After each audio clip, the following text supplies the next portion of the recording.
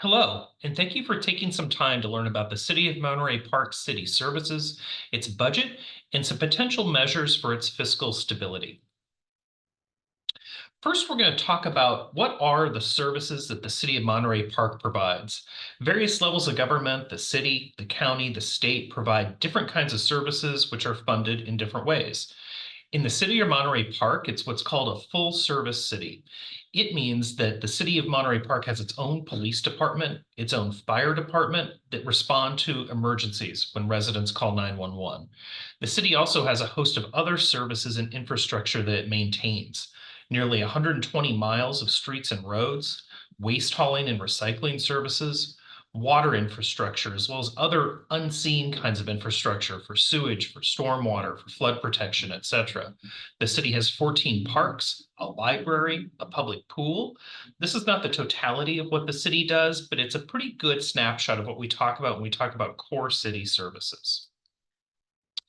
The city also has some strategic goals to go along with these. One is to maintain public safety, also to maintain fiscal stability, the city's budget, to strengthen our local economy and enhance housing opportunities, to maintain, build, and modernize the city's infrastructure and facilities, to enhance access to resources for mental health, social services, and unhoused needs, and to enhance public communication and civic engagement. And thanks for being a part of this today as we communicate these issues to the public. City also has some notable accomplishments in some of these regards. The city has resurfaced over 21 miles of the city's streets. Again, that's 21 out of the roughly 119 miles of streets and roads in the city. The city has replaced its water and sewer mains and made improvements to crosswalks and its traffic signals. City was also awarded nearly $9 million in grants for city services programs and other improvements. It has set up a community healing fund and helped open the MPK Hope Resiliency Center. It has enacted new ordinances regulating firearms to improve public safety and worked with local school districts and the community college to encourage civic engagement. Some of the demands for services are growing in the city, notably in public safety. On average, each year there are more than 2,400 calls to 911 in Monterey Park for medical emergencies, things like heart attacks, strokes, car accidents, and other emergencies. Overall, there was over a 10.5% increase in ambulance transports to local hospitals in the last fiscal year. In 2023, there were more than 2,000 calls for service related to homelessness or mentally ill individuals in the city. And overall, the city's police department had nearly 50,000 total calls for service. That included 1,350 robberies, burglaries, and thefts in Monterey Park, and the highest rate of motor vehicle thefts in the last 5 years. These are trends that are affecting cities throughout LA and throughout Southern California. They're not indicative to Monterey Park, but there's some examples of what the current numbers are locally. To meet these challenges, the city has added 2 police officers, deployed a new 8 officer bike patrol, and hired 4 new firefighters, as well as a battalion chief. This is to maintain our emergency response service times and enhance public safety. We also talked a little bit about infrastructure, the assets the city has to maintain, the physical buildings and streets and roads, etc. Road engineers recently rated the condition of 1/3 of Monterey Park streets and roads as in just fair, poor, or even very poor condition, but recent investments have improved this rating to good citywide. Remember those 21 miles of newly paved streets. City must also comply with the Clean Water Act to maintain aging pipes, some of which may be several decades old. And again, the city has made investments in both its water and sewer infrastructure. Many local buildings, including fire stations, community centers, and neighborhood parks, are also in need of health and safety repairs. The city is also working on housing, which is a priority, and has recently had its housing element, its main plan for growing housing in the city certified by the state. The city launched Our City, Our Plan, which includes planning for downtown revitalization, housing opportunities, and the streamlining of developments. And there are several notable developments under construction and coming online throughout the city. City has also approved 41 new businesses in 2023, including restaurants, pharmacy, a veterinary clinic, and more. In terms of the city's fiscal outlook, what it's seen on the horizon, there are a number of issues that the city is monitoring that could strain the city's revenues and its budget. That includes global economic pressures, things like inflation, rising costs for energy, fuel, transportation, as well as labor. These have an impact on residents, they impact businesses, and they're also impacting the local government. And rising costs of critical services, including for public safety, homeless services, and materials for infrastructure, are all having an impact on the city's budget. What is the city's budget? The city has a number of different distinct funds that comprise its total budget. Some of these are what are called enterprise funds. They're dedicated funds that run a little bit like a business. There are fees charged for services that recoup the cost of delivering those services, and the funds maintain themselves. But the city's general fund in the blue wedge here, that pays for a lot of the services that we've been talking about in this presentation, things like public safety, elements of the public works, libraries, parks, and so on. And the city's general fund budget is roughly $61.8 million in the current year.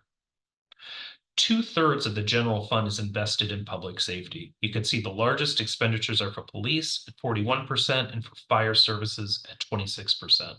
That's followed by public works, libraries, community and economic development, recreation, general administration of the city, and others. Where does the city get its money? Well, nearly 2/3 of general fund revenues come from sales and property taxes. The city must share its sales and property tax revenues with the state, but ultimately the sales taxes and property taxes the city does receive comprise about 2/3 of the general fund revenue. There are other income sources that I want to talk about here in a moment. I mentioned property tax. It's an annual levy based on the value of land and structures. It's paid both by homeowners as well as business owners and others who own commercial and other properties. Sales tax. This is a percentage that is charged on applicable purchases within the city. And recently, Monterey Park voters adopted Measure MP, which actually authorizes an additional 0.75 cent sales tax, which is generating $8 million a year for Monterey Park services specifically. There's also a utility user tax that is applied to electric, gas, and telephone services in the city. And two that I want to talk a little bit more about are the business license tax, as well as what's called the TOT, the transient occupancy tax, which is a hotel tax, a tax on room rentals for hotels, motels, and Airbnbs. The city is considering modernizing its business license tax and or its transient occupancy tax. Either of these would have to be first referred to the ballot by the city council with a supermajority vote. 4 out of the 5 members of the council would have to refer this measure. And then the voters would have to approve it with a majority vote. Any funds raised from revising these levies would continue to support the city's services, including 911 response for police, fire, and emergency medical, keeping public areas safe and clean, repairing streets and potholes, responding to thefts and burglaries of local small businesses, and any and all services and infrastructure that are maintained by that general fund we discussed. First, the transient occupancy tax, again, generally colloquially known as a hotel tax. The TOT is applied only to individuals, normally visitors and tourists, who are staying in Monterey Park hotels. It's not paid by the hotel operators, the owners of the hotel, but solely by guests who are coming into Monterey Park, staying at hotels, and it's a amount that is applied to the room rate. The current rate in Monterey Park is 12%. That means a 12% tax on the value of the room stay. This is the same rate in cities including Commerce, Alhambra, and San Gabriel. Some local cities charge more. Pasadena, Diamond Bar, and Artesia all charge 14%. I mentioned this tax also applies not only to hotel stays, but also to Airbnbs and other short-term rentals. The operators of the Airbnb, just like a hotel, have to collect these taxes and pass them on to the city. The city council is considering a measure that would increase the TOT rate by up to 2%. This would be a locally controlled general tax, much like the sales tax that was passed by voters a couple of years ago. These funds would stay 100% local in the city of Monterey Park to fund local services. These revenues, again, would be paid by hotel and other lodging facility guests, not by residents unless they are staying locally in a Monterey Park hotel or Airbnb. And again, city voters would have to approve the proposal via ballot measure likely in November. Also, the business license tax. All businesses operating in the city of Monterey Park must pay an annual business license tax to sell goods and services. Monterey Park's business license rate has not been reevaluated since 1989, and the current rate is based on the number of employees for most businesses, meaning a business with 5 employees pays a different rate than one with 50 or 500. Current analysis suggests that that tax code is regressive, in which smaller businesses are paying proportionally more than bigger businesses. And here's what that looks like. If you think about the effective tax rate, the tax rate that a small business is paying versus a large business is proportionally higher. Small business is paying a higher tax relative to its earnings than is a large business. In light of this, the city is looking at changing its business license tax to satisfy a few goals. One is equity, ensuring that businesses of various size and across industries are assessed properly. Also, fairness, crafting a system that is fair to Monterey Park businesses and the demands for local services and infrastructure provided and maintained by the city. This includes roads, police, and fire services. And also a structure that is modern, that reflects changing dynamics in the local and regional economy. To that end, the city is considering changing its employee count business license to one that is based on gross receipts. And so it would relate to the amount of money that the business earns, not how many employees it has. Here's what that would look like.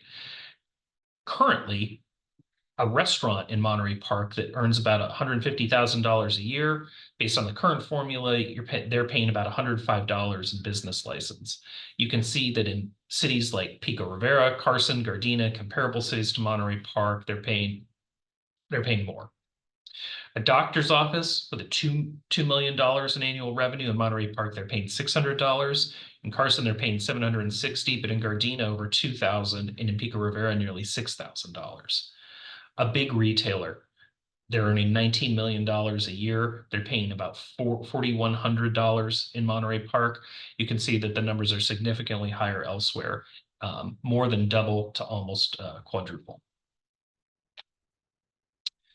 So this, again, the city is considering altering its rates via voter-approved ballot measure. How would that change some of the current rates? Well, currently that restaurant in Monterey Park that's paying $105 would see a modest reduction. They would go to $75.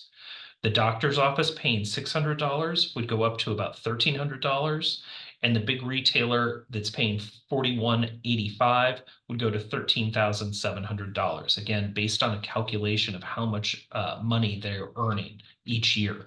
And you can also refer back here to see that that $13,000 for the big retailer is not the lowest by comparable cities, nor it is the highest. And similarly for the doctor's office, the $1,300 is not the lowest, but lower than other comparable communities. Under the proposed scenarios, the city's been considering nearly 70% of all businesses making less than $1 million per year would see either no change or a decrease. And when you look at how much revenue the city is generating, the total taxes collected in business license in Monterey Park, you can see that Monterey Park is towards the bottom in terms of other comparable cities. Most cities are collecting more from their local businesses than is Monterey Park. So what's next for this? The city is conducting community feedback throughout the spring of 2024. No measure, neither the TOT hotel tax nor the business license tax, can be changed without a supermajority vote of the city council to place the measure on the ballot, followed by a majority vote, 50+1 approval of Monterey Park voters. I want to thank you for attending this presentation. You can get additional information about city services and these potential modernizations on the city's website. Thank you.